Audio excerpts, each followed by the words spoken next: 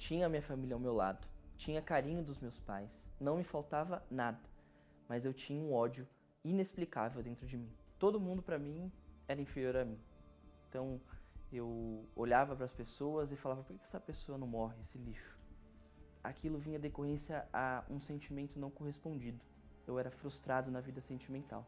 Quando eu me formei na minha primeira graduação e eu já decidi me ingressar na outra universidade, eu piorei ainda mais.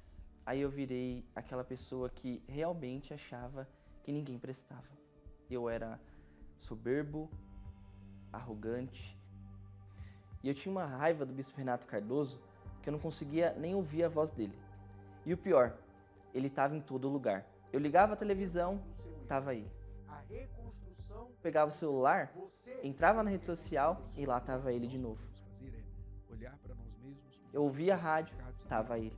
É procurar fazer a nossa parte e andar longe do mal. Só que tem um porém, ele nunca me fez nada. Eu nunca nem o vi pessoalmente. Então era um ódio injustificado. Com todo esse sentimento, toda essa frustração, dentro de mim se criou um vício, que foi a pornografia. Assim como o dependente químico inicia numa droga mais leve, a pornografia tem o mesmo sentido. Nós começamos em vídeos inocentes, entre aspas, pequenos, e cada vez mais a gente quer consumir conteúdos mais pesados. E quando a gente chega no conteúdo pesado, a gente quer um ainda pior, porque aquilo já não satisfaz mais. Então, eu chegava nervoso do trabalho, eu chegava de qualquer lugar e eu tinha que consumir a pornografia para eu ficar tranquilo. Eu pensava na minha cabeça, pelo menos eu não uso droga, mas a minha dependência pela pornografia era igual uma droga. Via vídeos pesadíssimos, porém aquilo já não era mais suficiente. Então, eu comecei a desenvolver a depressão. E da depressão, dentro do meu quarto, querendo esconder o que eu sentia, meus pais, ninguém sabia o que eu passava, mas eu entrava no meu quarto e eu chorava até 3, 4 horas da manhã, desejando a morte. Então eu consumia aquele conteúdo e vinha o peso na minha cabeça. Olha lá, você não consegue sair disso. Então você merece morrer. Você não tem o que fazer. Porque ninguém te quer, ninguém quer você, você não consegue ser feliz. Então por que você não se mata? Um dia, eu, naquela ânsia de me tirar aquela dor, aquele vazio de dentro de mim, eu consumi pornografia a madrugada inteira. Só que aquele dia foi um dia crucial. Eu já muito triste, muito abalado, chorando, eu decidi me suicidar. Aquele dia veio o pensamento na cabeça, vai, abre a porta e se joga do prédio. E eu sabia que morando no 17º andar, aproximadamente 70 metros de altura, eu não teria chance nenhuma de sobreviver. Porém, quando eu levantei da cama para fazer aquilo e eu girei a maçaneta cego, a porta estava trancada. E aquele barulho da porta me fez despertar o que eu estava pensando e o que eu ia fazer aquele dia. E eu voltei para trás.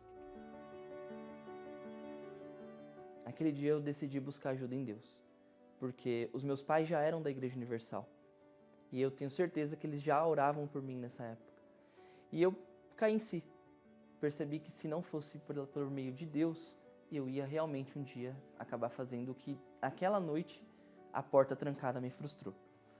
Então, a partir daí eu comecei a mudar a minha cabeça.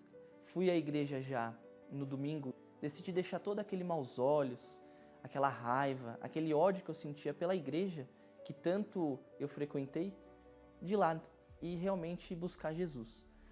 Foi quando, a partir de então, frequentando a igreja uma quarta-feira à noite, por aproximadamente 2 semanas depois, o pastor fez uma pregação sobre Colossenses 3. E ele falou sobre alguns pecados que tem naquela passagem. E quando ele estava pregando, eu percebi que parecia que alguém tinha falado a minha vida para ele. Ele estava descrevendo exatamente o que eu estava passando. E foi automático. Quando acabou a pregação, ele falou assim: você que está nessa situação, não pensa, vem aqui na frente. Eu fui lá na frente do altar e me derramei, né, nos pés do Senhor Jesus. E nesse dia eu nem consegui praticamente orar. Eu só chorei e pensava, me perdoa, me dá uma chance, porque quando acabou a busca eu vi que tinha chance. E aí eu automaticamente falei, pastor, eu quero me batizar sexta-feira. Consegui me libertar, me batizei. E na hora que eu me batizei, o pastor falou, Daniel, só tem uma garantia que você nunca mais vai voltar a sentir e sofrer o que você estava sofrendo. Receber o Espírito Santo. Então, a partir daqui, busca o Espírito Santo. Foca tudo o que você fazia, faça por Ele. E Ele vai descer na sua vida e você vai ver que você vai ser uma outra pessoa. Então foi dali que eu comecei a buscar o Espírito Santo.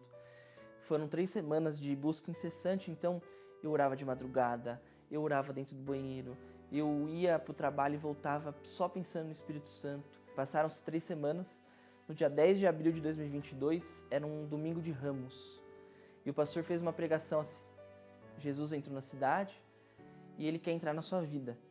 E eu falei para Deus, Deus, com essa palavra, eu sei que eu não mereço, eu não sou merecedor de receber o Espírito Santo, mas eu creio na sua promessa. E como o pastor pregou, Jesus entrou na cidade e entra no meu coração, pode fazer morada. E foi aquela paz instantânea. É inexplicável. Eu senti uma paz e uma voz que falou nitidamente dentro de mim, agora você é meu e você não vai sofrer mais. Daqui pra frente é uma nova vida. E eu não queria nem que a busca acabasse, eu queria ficar ali para sempre. Então, quando acabou a busca, acabou a reunião, eu saí querendo falar para todo mundo, recebi o Espírito Santo, minha vida vai mudar. Cheguei nos meus pais, que tanto dei vergonha, e falei para eles ficaram felizes, né? E aí começou a minha nova vida, né? Porque a vida do cristão começa quando a gente recebe o Espírito Santo.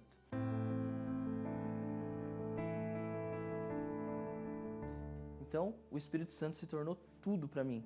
O meu tesouro incorruptível, um tesouro invisível, que é imensurável o que ele pode fazer na minha vida.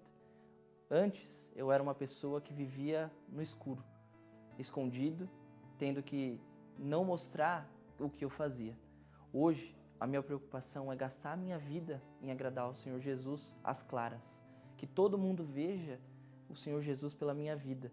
O Espírito Santo, ele dá hoje o poder de eu administrar uma família abençoada. Tenho uma mulher de Deus do meu lado, que também tem o Espírito Santo. Tenho minha casa, tenho meu carro, tenho meu trabalho. Mas nada disso, nada dessas vaidades do mundo são tão importantes quanto agradar ao nosso Senhor Jesus. Agradar a quem me tirou do escuro e me trouxe para a luz.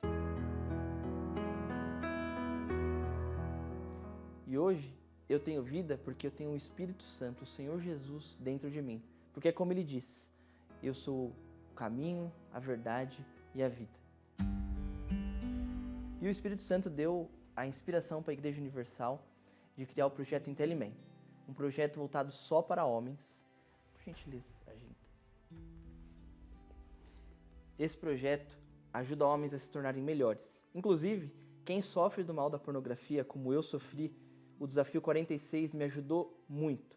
É um documentário chamado Pornografia no Cérebro. Ele fala exatamente como a pornografia age e os malefícios que ela causa na vida de um homem.